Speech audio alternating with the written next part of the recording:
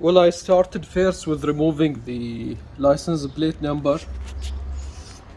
I will have to unhook the license plate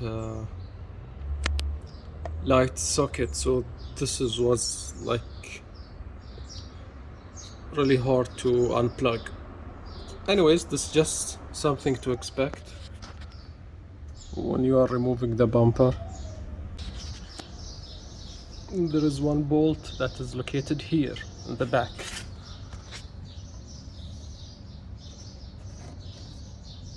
Here. When you remove the headlight, you will find a bolt that is here. Oh, and don't forget the plastic things here. And after you remove this, don't forget this. Oh, sorry, this. Whew. Finally removed the bumper.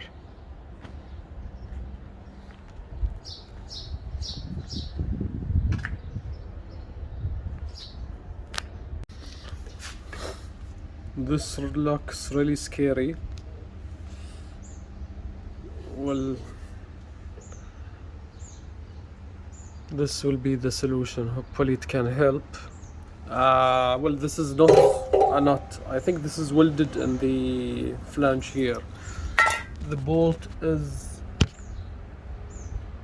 this. This is the bolt. Done. So I guess now I'll have to remove this to take this out and this out. I don't think I can slide the rubber of the hanger, so I guess I'll just open the whole thing, the whole assembly here, and just take it out. Hopefully that's work out. Let's see. So I took the exhaust out. I learned a lesson. You cannot take it out from above without opening the rear sway bars. You have to open the rear sway bars at least from this side only, and that side don't need to hook them out, and then only you can take the muffler from above without the headache of removing the catalytic converter. Lesson learned. So this is the stock exhaust, this is the Fujitsubo.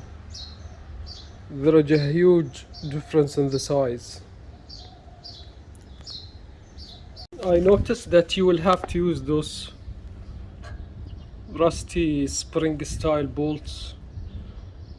I don't know why.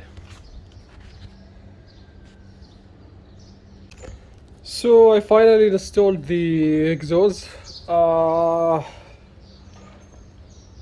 There is a ring gasket here. Just be careful, it will be in the bag, just in case you bought like the Legalis R. So that's it. I will do before and after sound at the end of the video.